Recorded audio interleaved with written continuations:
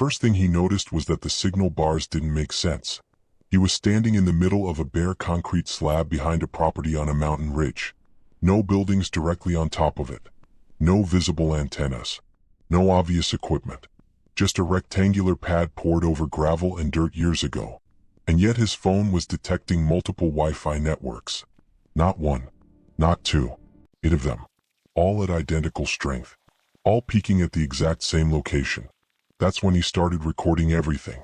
He posted the findings to Reddit that night, thinking maybe someone more technical would explain it in 5 minutes and make him feel stupid.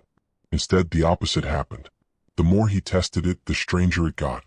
He downloaded a professional Wi-Fi analyzer app and began walking slow circles around the slab. Every time he stepped away from a specific point near the center, the signals weakened uniformly. When he stepped back toward that spot, they spiked again. It wasn't random neighborhood overlap. It wasn't signal bounce. It was centered. Precisely centered. Under the slab.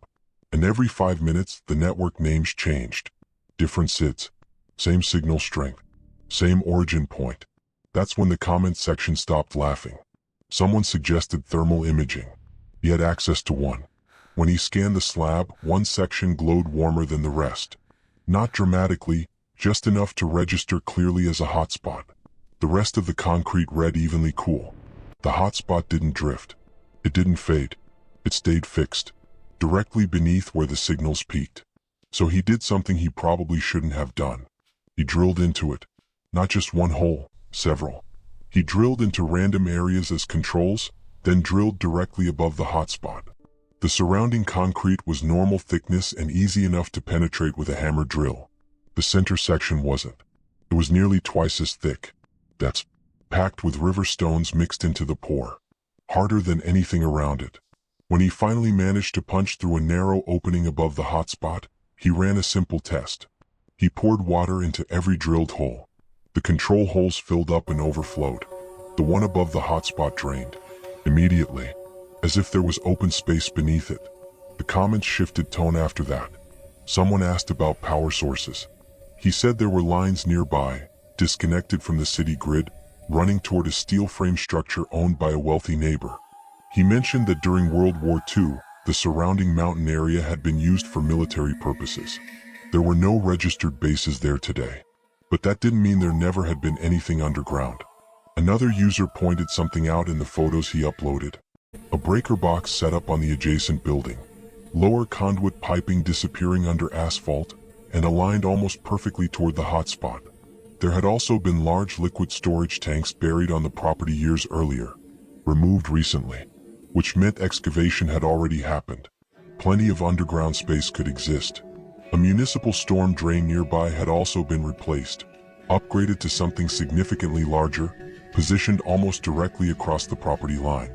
He suggested it could function as an access route. No one dismissed that idea outright. The thermal hotspot remained stable, and when he drilled closer, about 2 feet from the center, he said the heat became intense.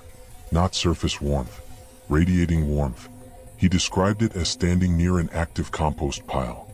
But the soil there was red volcanic dirt. Minimal biological activity. No signs of decomposition. No smell. Just heat. Someone asked if he could connect to any of the networks. He tried. All password locked. Encryption solid. He couldn't crack them. He never clarified whether the power meter on the building was actively spinning. That detail went unanswered. But he did upload one more photo. In the background of one image, a bucket sat near the slab.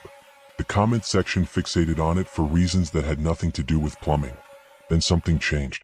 He linked an eBay seller account he believed was tied to someone connected to the property, possibly even his former employer. The account sold faulty hard drives, broken electronics, damaged storage devices. The reviews were strange, short, vague, repetitive.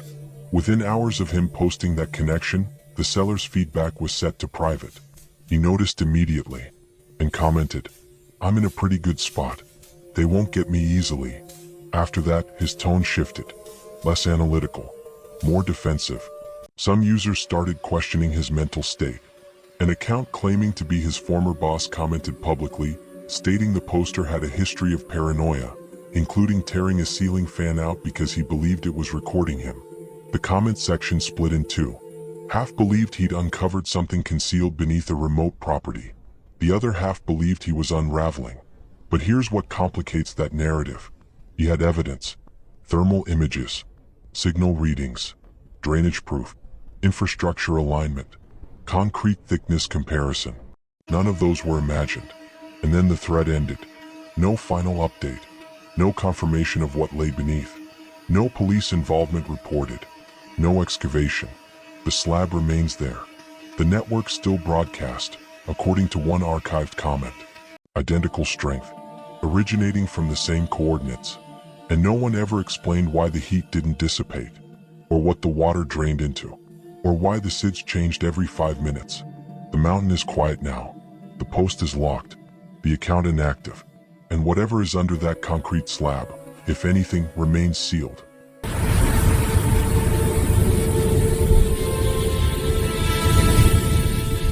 He said he cut himself, but that's not what the wall showed. The post was up for less than an hour, long enough for a few people to screenshot it, long enough for moderators to delete it, long enough for it to start feeling wrong. It appeared in a home maintenance subreddit on a Tuesday afternoon. The title was simple. I cut myself pretty badly in my rented apartment. Everything's fine now. How do I fix this without telling the landlord? Attached was a photo. At first glance, it looked like a normal repair question. Damaged drywall. Some red staining. But the longer you looked, the less it made sense. The blood wasn't dripping downward like it had run from a cut. It wasn't smeared like someone had tried to wipe it away. It was a concentrated burst pattern, wide at the center, thinner at the edges, radiating outward from a small impact mark in the drywall. Right in the middle of the heaviest stain was a visible chip, as if something had struck the wall. Not brushed it, not leaned against it, struck it hard. The original poster never explained how the injury happened. No details about slipping, no broken glass, no accident involving tools. Just, I cut myself pretty badly. The comments asked for clarification. He didn't provide it. Instead, he focused on asking what type of paint would best conceal the stain and whether patch compound would be noticeable after drying. That was when someone checked his post history. He was active in an alcoholism subreddit. He had written in previous weeks that he drank 5 days out of 7, sometimes more. A month before the blood post, he had written about his girlfriend leaving him. She had cheated, he said. Or maybe he had driven her away with his drinking.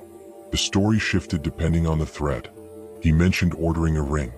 It arrived after she left. No further details. Now here he was, posting a picture of a wall that didn't look like someone cut themselves. It looked like impact. The post gained attention quickly.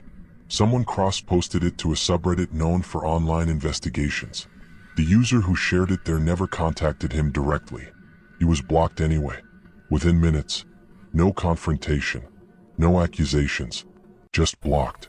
That was when moderators removed the original thread entirely. Screenshots circulated. People zoomed into the chip in the wall. The shape was irregular. There were no streaks of someone stumbling away from the wall. No bloody footprints. No visible attempt at cleanup. Just a burst pattern. And a vague explanation. Some argued it was simply an unfortunate accident. A drunken fall. A head strike. Maybe he hit the wall with something sharp in his hand. Others weren't convinced. If someone cut themselves badly enough to create that pattern, there would likely be more evidence. Cast-off stains, directional arcs, something indicating movement. The photo didn't show that. It showed one concentrated event, centered on impact, and then nothing. The account went quiet shortly after. No updates. No confirmation of medical treatment. No police report. No landlord follow-up. Months later, someone claimed the apartment listing reappeared online under new management. No mention of damage. No visible stain in updated photos. But listings rarely show everything. The most unsettling detail wasn't the blood pattern. It was the silence. If it truly had been a simple accident, a normal injury, a drunken mistake, clarifying would have been easy. Instead, the post vanished. The account stopped responding. And the only thing that remained was that single image of a wall that looked less like someone cut themselves, and more like something, or someone, hit it with force. Hard enough to leave a mark. Hard enough to leave questions. And no one ever found out what actually happened in that apartment that night.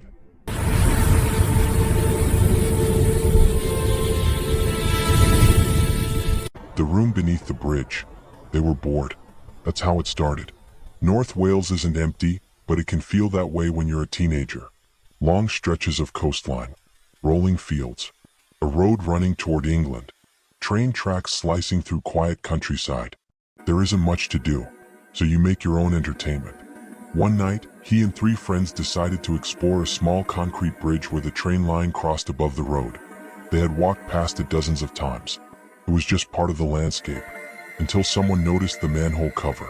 It sat slightly off to the side near the base of the structure. Heavy, bolted down. They joked about it at first, probably just drainage access.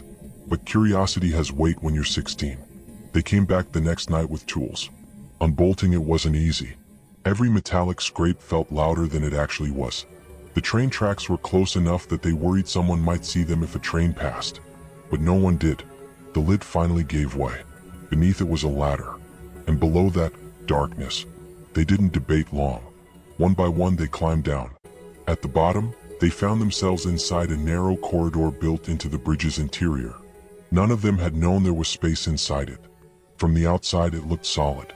The passageway was tight, concrete pressing in from both sides. They had to crouch in places, shuffle sideways in others. Their breathing echoed unnaturally in the confined space. About halfway through, they found small gaps in the concrete floor where they could see the road below. Headlights passing under them. Cars unaware of the boys standing above inside the structure. It was uncomfortable but still just an adventure. Until one of them said he saw something ahead. A shape at the far end. They hesitated. Then they kept going. He was the first to reach it. And he said later that the feeling hit him before he even processed what he was looking at. A folding chair. Positioned carefully. Facing the wall. On that wall was a torn magazine page taped in place. A nude woman posed provocatively. But her eyes were gone. Cut out cleanly. Deliberately removed. The paper around them sliced with something sharp. Below the chair on the concrete floor was a used condom. Not old enough to be forgotten. Not hidden. Just there. The air in the space felt different suddenly. Smaller. Heavier. It stopped feeling abandoned. It felt occupied. They didn't speak. They didn't argue about what it meant. They turned around and moved back the way they came. Faster now, scraping knees and elbows against the walls they had crawled through minutes earlier. The confined passage that felt like a game before now felt like a trap. At any moment, someone could appear at the opposite end.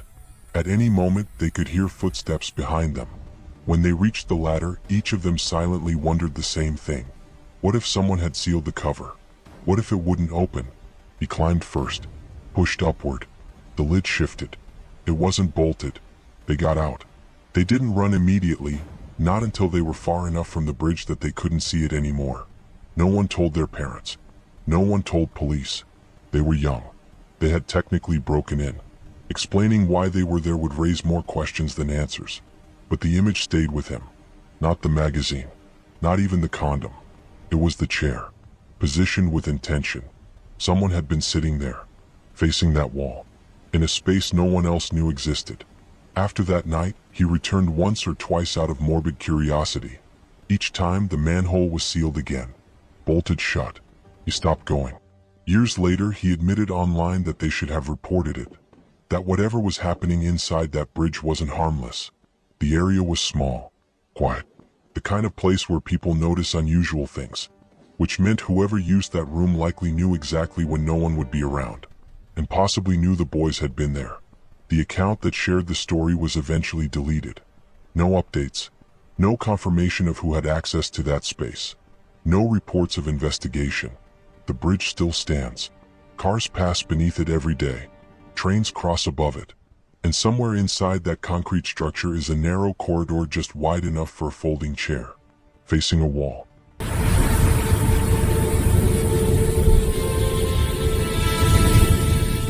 The tooth on the floor. She didn't notice it at first. It wasn't until she finished sweeping her bedroom, something she did almost obsessively because the dark wood floors showed every speck of dust, that she saw it. Lying near the door that led to her small porch. A human tooth. Not cracked. Not broken in half. A full tooth. White. Solid. Clean. Just sitting there. She froze. Her first thought wasn't intruder. It was confusion. Had she chipped something? Hit her mouth without realizing it? She ran her tongue across her teeth, counting them slowly, pressing each one to make sure none were loose. They were all there. She stood in the center of the room for several minutes, trying to reconstruct her morning.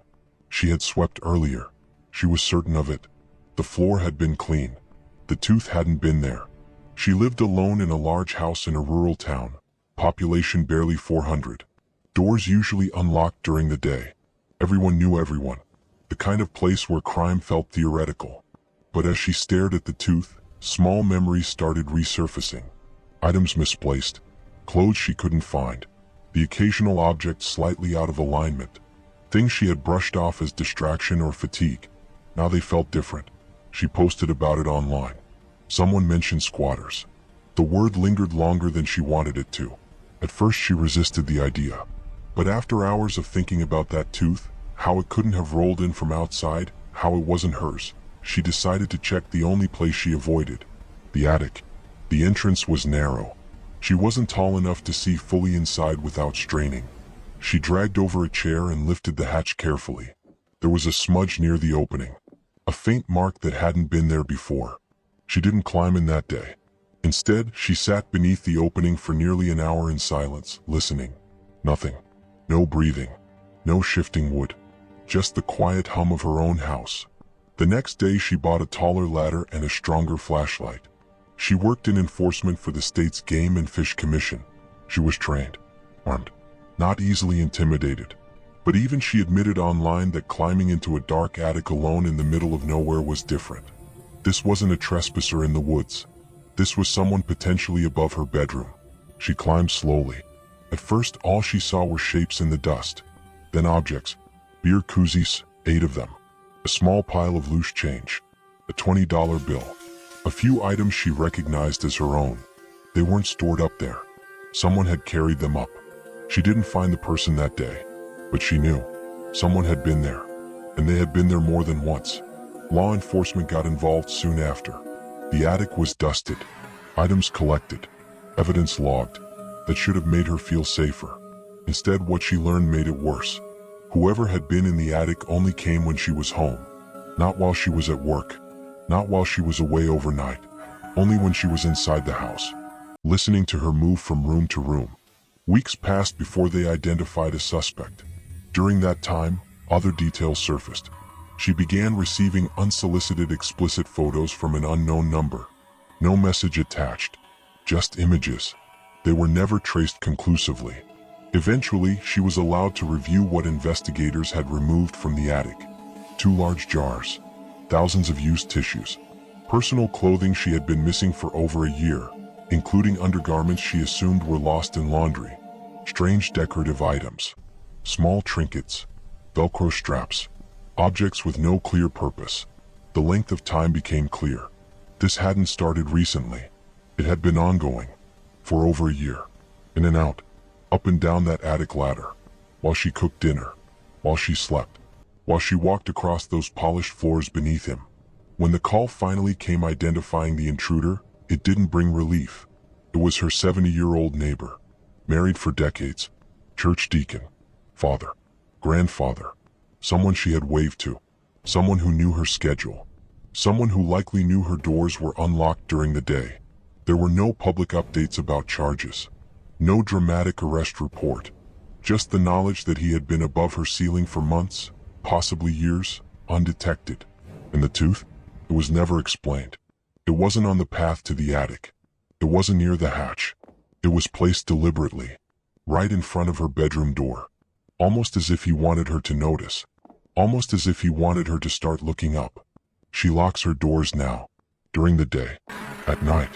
Every time. Because the most disturbing part wasn't that a stranger was living in her attic. It was that he wasn't a stranger at all.